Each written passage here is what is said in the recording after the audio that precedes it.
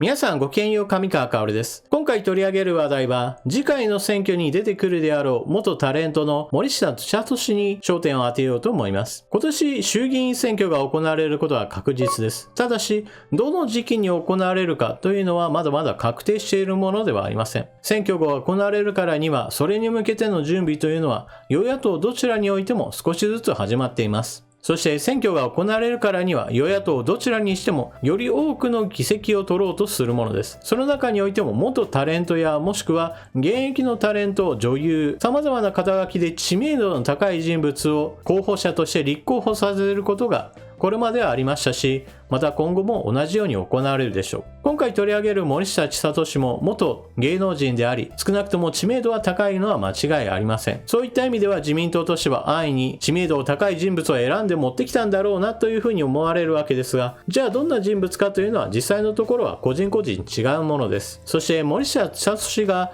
選挙に出るよとなった時にインターネット上においてはこの人物はいわゆるネトウヨではないかといった声なども出ており、どのようなポイントがネトウヨと騒がれるようになっているのか、その点についての記事も見ていきましょう。自民党から出馬予定の森下千里氏にネトウヨ疑惑を直撃。次期衆院選に自民党から出馬することが濃厚な元タレントの森下千里氏が14日本紙にあの疑惑を否定した。この日、森下氏は宮城県石巻市内のホテルで行われた会議で、自民党宮城5区支部長に選任。後日、党本部の承認を受けて正式に決まるが、次の衆院選で立憲民主党の安住淳国対委員長とぶつかることはほぼ確実な情勢だ。そんな森下氏にはなんとネトウヨ疑惑が浮上していた。石巻を中心とする宮城第5選挙区の皆様のご期待とご希望に応えられるように頑張ります。出馬が取り沙汰されて以降、森下氏は初めて公の場に登場。緊張の面持ちで自身が政治を志す理由を語った。森下氏が衆院選に出馬するとのニュースが流れたのは今月8日のこと。何より自民党から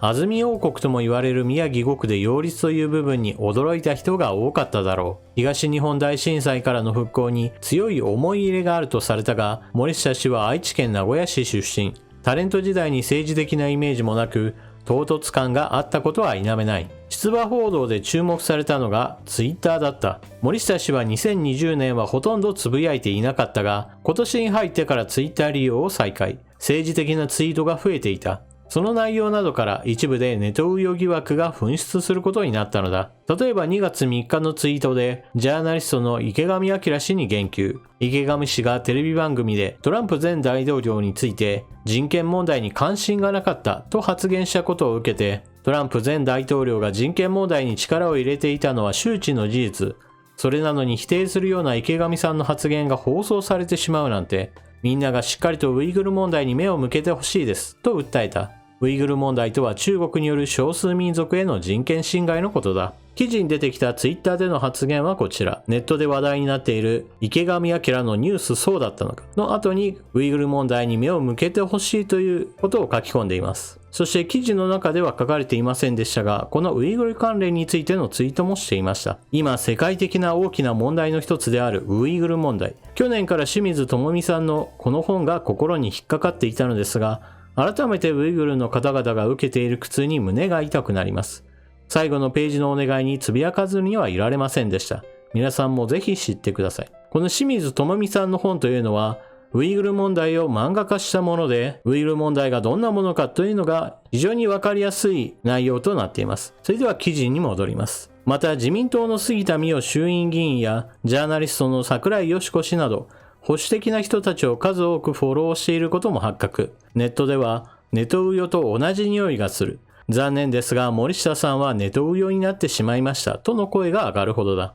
森下氏はネトウヨなのか、本人にネット右翼になったのかという反応があるかどう思うかと直接聞いた。森下氏はネット右翼。私がネット右翼という言葉をいまいちよくわかっていないところが正直あるので、自分はそうではないと思っているのですが、と意外とでも言いたげな表情を見せた。異なる考え方の人からすると、ネトウヨに見えたのかもしれない。なるほど、どうなんですかね。かっこ笑い。それは周りの方の評価なので、そう思う方はそう思ってしまうのかもですが、私は結構普通のことを言っているつもりです。ときっぱりネトウヨ疑惑を否定した。続けて自身の考えを語り始めた。私はタレント時代に全国津々浦々旅番組とかいっぱいさせていただいたので、いろんなところに行かせていただいた。本当に日本っていい国だなと思います。逆に海外もロケでもプライベートでも行かせていただき、海外の友達ともやはり日本っていいよねって話をします。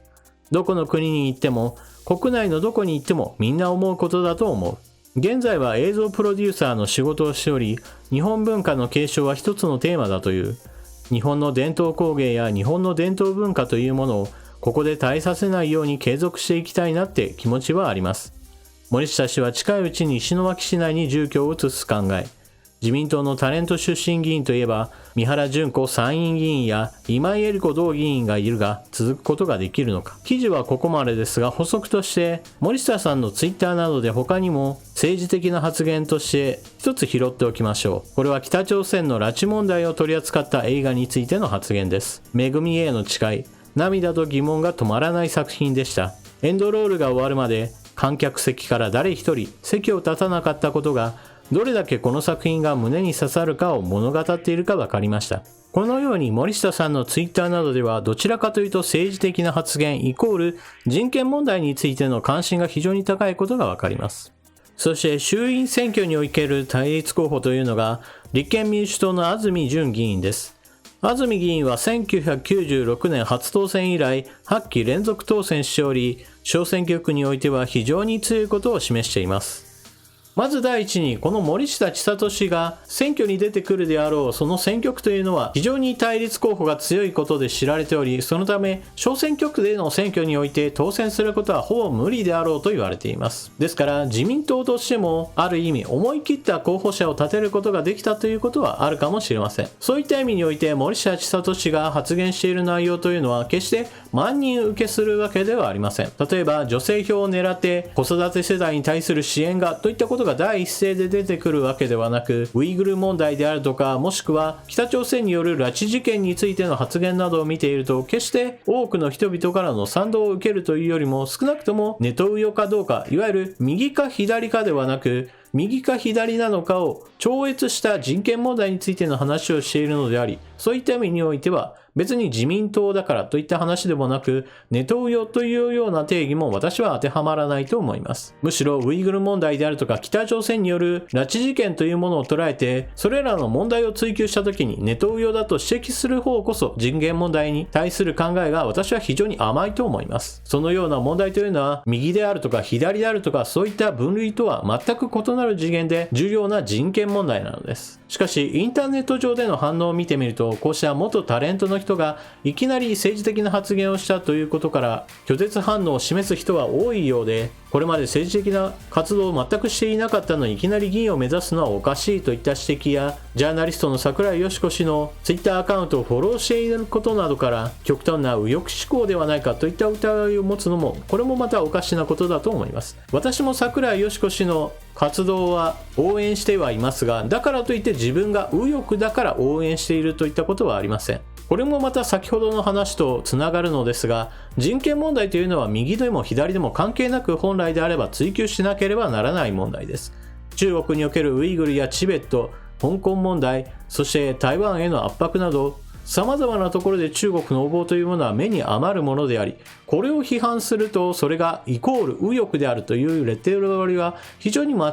った考え方です。またタレント時代にはこうした政治的な発言をしていなかったじゃないかという批判も、これもまた少しおかしなことだと思います。例えば私の場合であれば、数年前であれば会社員という肩書きでした。ですから会社員の時から政治的な発言をしていなければ、現在の私が政治的な発言をすることはおかしいのでしょうか。そんなことはないはずです。どんな職業をしていてもそうなのですが、政治的な発言を始める時期というのは別にいつだって構わないのです。そして私自身の考えとしては、知名度の高いタレントや芸能人の人たちが政治的な発言を現役時代からすることにも別に問題はないと思っています。ただしそこで問題となるのは、芸能人だから発言してはダメとかそういった話ではなく、発言内容そのものを十分に考えなければならないことです。というのも、知名度が高いのに間違ったこと、もしくは無茶苦茶なことを言っていれば、それは大いに批判されるべきことだからです。そういった意味で今回自民党から選挙に出ると思われる森下千里氏の発言というのは基本的には人権問題を中心にして行っており、これらについては別に間違っていることを言っているわけではありません。また、中国に対する批判というものを明確にしている以上、自民党内におけるいわゆる親中派の人たちとは一線を画しているという意味でも、私は十分に支持できる発言だと思います。もちろん国会議員を目指すのであれば、より多く広く政策を持った方が良いことは間違いありません。人権問題だけではなく、外交や国防、経済問題、社会福祉問題など、様々な分野に対しての意見というものを持った方が良いのはもちろんそうなのですが、誰もがそのような万能的な政策というものの考えに精通することは難しいものです。そういった意味では、まずは自分の身の丈に合った発言というところからスタートするのは別に悪いことだとは私は思いません。ただし、国会議員を目指すよといったところから自民党の公認を受ける予定になったのであれば、少なくともこれからはずっと政治に関わるという前提で勉強を続ける必要があることは間違いないでしょう。といった具合に今回の動画というのは、元タレントですよといったことをまず一旦横に置いて、じゃあその人どんな人物なのといったところからちゃんと見ていきましょうねというお話でした。これはすごく当たり前のことなのですが、どうしても先入観というものは人の考えというものを決定づけてしまうことがあります。あの人はタレントだったんだからこのような活動をすることはおかしいという前提で話している人を見かけることはないでしょうか。人間はどうしてもこの思い込みというものが思考を間違えさせてしまうことは十分にあるのです。しかし、ここで大きな気がかりというのは何といっても自民党がこうしたタレント議員頼りになって名前さえ売れていれば誰でもいいやみたいな人選を今後もするかもしれないことが大きな気がかりです。自民党には他の党にはない大きな力があります。それが組織力です。その組織力によって本来であれば国会議員にふさわしくないのではないか、もしくは全く考えが足りていないのではないかと疑われるような人物も国会議員になってしまうことがあります。今回タレント議員の先輩議員として名前が挙がっていた今江理子議員なども同じように私は疑問点を持っている人物であり、そのような人物を国会議員にさせてしまうこと、それ自体が自民党に対する不信感というものをばらまくことを自民党それ自体が大いに反省すべきだと私は思います。皆さんは今回のニュースを聞かれてどのようなことを考えたでしょうか。ぜひともコメントしていってください。それでは動画最後までご視聴いただきありがとうございました。チャンネル登録していない方はぜひともチャンネル登録。それでは次の動画でまたお目にかかりましょう。またね。